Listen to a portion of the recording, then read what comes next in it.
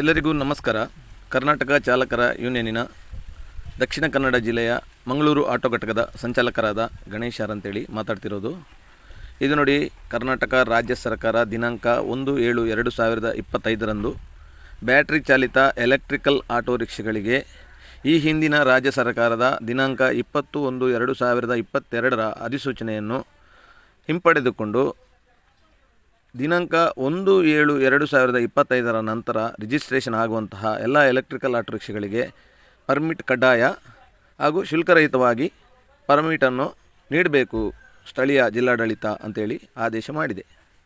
ಈ ಆದೇಶದ ಪ್ರಕಾರ ನಮ್ಮ ದಕ್ಷಿಣ ಕನ್ನಡ ಜಿಲ್ಲಾಡಳಿತ ದಿನಾಂಕ 18/8/2025 RTA ಸಭೆ ನಡೆಸಿದೆ. ಮಂಗಳೂರು ಸಾರಿಗೆ ಪ್ರಾಧಿಕಾರದ RTA ಸಭೆ ನಡೆದಿದೆ. ಆದರೆ ಜಿಲ್ಲಾಧಿಕಾರಿಗಳಿಂದ ಇಂದಿನವರೆಗೆ ದಿನಾಂಕ 25/8/2025 ಯಾವುದೇ ರೀತಿಯ ಅಧಿಸೂಚನೆಯು ಜಿಲ್ಲಾಡಳಿತದ್ದು ಯಾವುದೇ ಪತ್ರಿಕೆಯಲ್ಲಾಗಲಿ ಮಾಧ್ಯಮದಲ್ಲಾಗಲಿ ಈ ಬಗ್ಗೆ ವರದಿಯಾಗಿಲ್ಲ. ಆದರೂ ದಿನಾಂಕ 25/8/2025 ಅಂದರೆ ಇಂದು ಮಂಗಳೂರಿನ KPTಯಲ್ಲಿರುವ ವಾಹನಗಳನ್ನು ತಪಾಸಣೆ ಮಾಡುವಂತಹ RTO ಗ್ರೌಂಡಿನಲ್ಲಿ ರಿಜಿಸ್ಟ್ರೇಷನ್ಗಾಗಿ ಬಂದಂತಹ ಎಲೆಕ್ಟ್ರಿಕಲ್ ಆಟೋ ರಿಕ್ಷಾಗಳನ್ನು ನಾವು ಪತ್ತೆ ಹಚ್ಚಿದ್ದು ಬ್ರೇಕ್ ಇನ್ಸ್ಪೆಕ್ಟರ್ ಹತ್ರ ಈ ಬಗ್ಗೆ ವಿವರಣೆಯನ್ನು ಕೇಳಿದಾಗ ದಾಖಲೆಗಳನ್ನು ಪರಿಶೀಲಿಸಿ ಸೂಪರ್ಡೆಂಟ್ ಸಿಗ್ನೇಚರ್ ಇಲ್ಲದೇ ಇರುವುದನ್ನು ಗಮನಿಸಿ ಸೂಪರ್ಡೆಂಟ್ ಸಿಗ್ನೇಚರನ್ನು ತೆಗೆದುಕೊಂಡು ಬರುವಂತೆ ಆ ಎಲೆಕ್ಟ್ರಿಕಲ್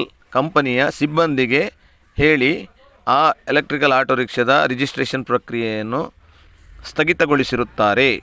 ಅವರು ಇಂದು ಬಂದಂತಹ ಎಲೆಕ್ಟ್ರಿಕಲ್ ಆಟೋ ರಿಕ್ಷಾದ ದಾಖಲೆಗಳನ್ನು ಪರಿಶೀಲಿಸಿ ಪರವಾನಗಿ ಬೇಡ ಎಂಬುದರ ಬಗ್ಗೆ ಸೂಪರ್ಡೆಂಟ್ ಅವರ ಸಿಗ್ನೇಚರನ್ನು ಪರಿಶೀಲಿಸಿ ಪುನಃ ಅವರನ್ನು ಸೂಪರ್ಡೆಂಟರವರ ಸಿಗ್ನೇಚರನ್ನು ಹಾಕಿಸಿಕೊಂಡು ಬರುವಂತೆ ತಿಳಿಸಿರುತ್ತಾರೆ.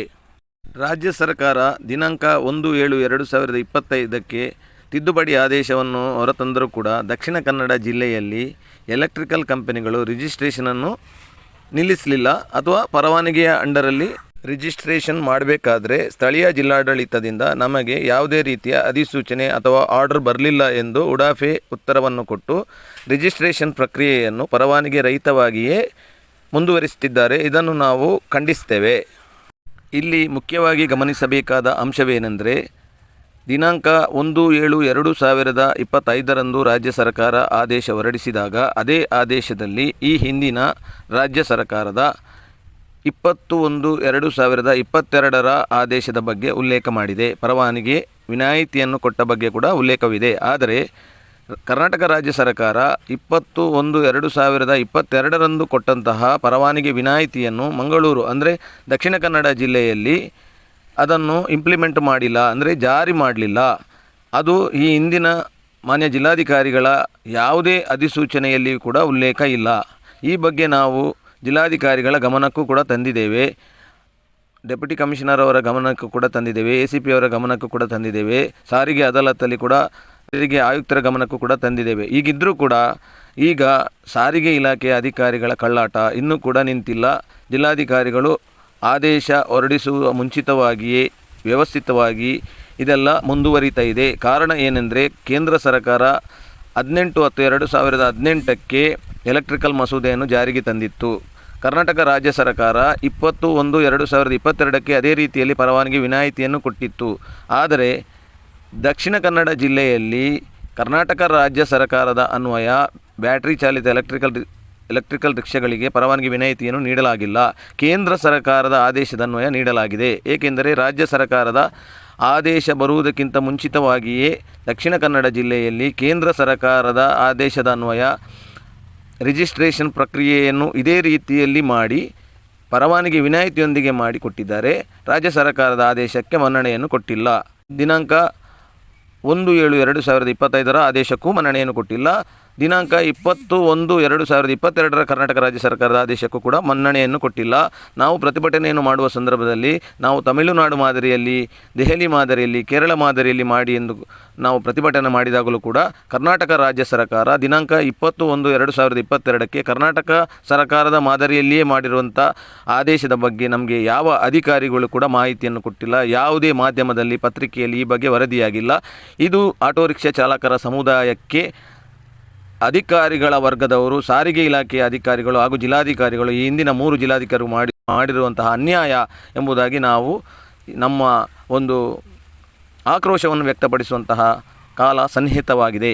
ದಿನಾಂಕ 25/8/2025 KPT RTO ಗ್ರೌಂಡಿನಲ್ಲಿ ಬ್ರೇಕ್ ಇನ್ಸ್ಪೆಕ್ಟರ್ಗಳು ಎಲೆಕ್ಟ್ರಿಕಲ್ ಆಟೋ ರಿಕ್ಷಾವನ್ನು ಪರವಾನಗಿ ಇಲ್ಲದೆಯೇ ರಿಜಿಸ್ಟ್ರೇಷನ್ ಮಾಡುತ್ತಿದ್ದ ವಿಚಾರದ ಬಗ್ಗೆ ಈ ಒಂದು ವಿಡಿಯೋವನ್ನು ಸೂಕ್ಷ್ಮವಾಗಿ ಗಮನಿಸಿ.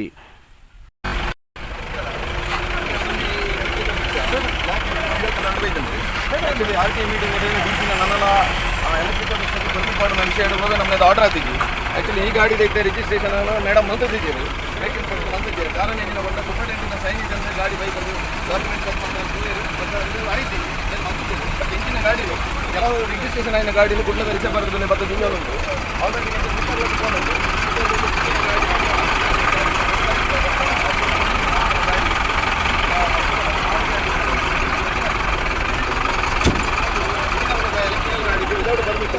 ಏನಿಲ್ಲ ರಿಜಿಸ್ಟ್ರೇಷನ್ ಮಾತ್ರ ಬರಲಿಲ್ಲ ಮೇಡಮ್ ಬಂತ ಸೂಪರ್ಟೆಂಟಿನ ಸೈನ್ ಇತ್ತಂದರೆ ಆಟೋದಲ್ಲಿ ಏರ್ ಬ್ರೋಕರ್ ಈ ಗಾಡಿನ ಇಂಚಿನ ಎಲೆಕ್ಟ್ರಿಕಲ್ ಗಾಡಿ ಪರ್ಮಿಟ್ ಇದ್ದ ಗಾಡಿ ಗ್ರಾಮಾಂತರ ಅದು ಪಡೆದು ಸಿಕ್ಕಿ ಅದು ಪಡು ಗ್ರಾಮಾಂತರದಲ್ಲ ಅದಕ್ಕೆ ಪರ್ಮಿಟ್ ಮಾಡೋ ಬಂದು ಸೂಪರ್ಟೆಂಟಿನ ಸೈನ್ ಆದ ಪೊಡಿಗೆ ಮೇಡಮ್ ಬಂತೇರು ಅಂತೆ ಅದು ಏತ್ ರಿಕ್ಷಾ ಸ್ಟ್ಯಾಂಡರ್ಡ್ ಇಂಚಿನ ಗಾಡಿ ಸೂಪರ್ಟೆಂಟಿನ ಸೈನ್ ಇದ್ದಂದ್ರೆ ಡಾಕ್ಯುಮೆಂಟನ್ನು ಪಾಡ್ದಿನ ಆಟೋದಲ್ಲಿ ಪಾಡ್ದಿರ ಅಕ್ಕಲ ಮಿತ್ತಗೆ ಎಂಕಲ್ ಕ್ರಮದೇ ಪಡೋದು ಇತ್ತು ಆಗ್ರಾಮ ತಂದಿಲ್ಲ ಜಿಲ್ಲಾಧಿಕಾರಿಗೆ ಪಕ್ಕ ACPಗೆ ಅಂಚನೆ ನಮ್ಮ ಕಮಿಷನರ್ಗೆ ಪಕ್ಕ DCPಗೆ ಇನ್ನೇತ ಬಗ್ಗೆ ಆ್ಯಕ್ಷನ್ ಮಾಡ್ಕೊಡು ದಯಬಂಡ ಇಂಚಿನ ಗಾಡಿಯಲ್ಲಿ ಕುಡ್ಲದ ಪಾರ್ಕದಲ್ಲಿ ಮತ್ತು ಜಿಂಜೊಂದುಂಡು ಪರ್ಮಿಟ್ ಅಂಡರ್ ಆವಡ್ ಬಂದು ರಾಜ್ಯ ಸರ್ಕಾರ ಮಲ್ತನ ಆದೇಶನ ಉಲ್ಲಂಘನೆ ಮಲ್ತಂದುಲ್ಲೇನು ಅಂಚೆ ಅದು ಆ್ಯಕ್ಷನ್ ಆವಡು ಆಯ್ನಾತು ಬೇಗ ಫೀಲ್ಡಿಗೆ ಜತ್ತದು ಎಂಗ್ಲ ನಂಬರ್ಸ್ ಬರಪ್ಪ ಗಾಡಿದ ರಿಜಿಸ್ಟ್ರೇಷನ್ ನಂಬರ್ RC ಇದ್ದಂದಿನ ಆಯ್ತ ಮಿತ್ತೆ ಆ್ಯಕ್ಷನ್ ಆವಡು ಇನ್ನು ಎಂಕಲ ಬೇಡಿಕೆ ಕರ್ನಾಟಕ ಚಾಲಕರ ಯೂನಿಯನ್ ಹಿಡಿದು ಸಂಚಾಲಕ ಆಯ್ನಂಚಿನ ಗಣೇಶ ಪಕ್ಕ ನಮ್ಮ ಸಹೋದ್ಯೋಗಿಗಳು ಒಟ್ಟಿಗೆ ಧನ್ಯವಾದ.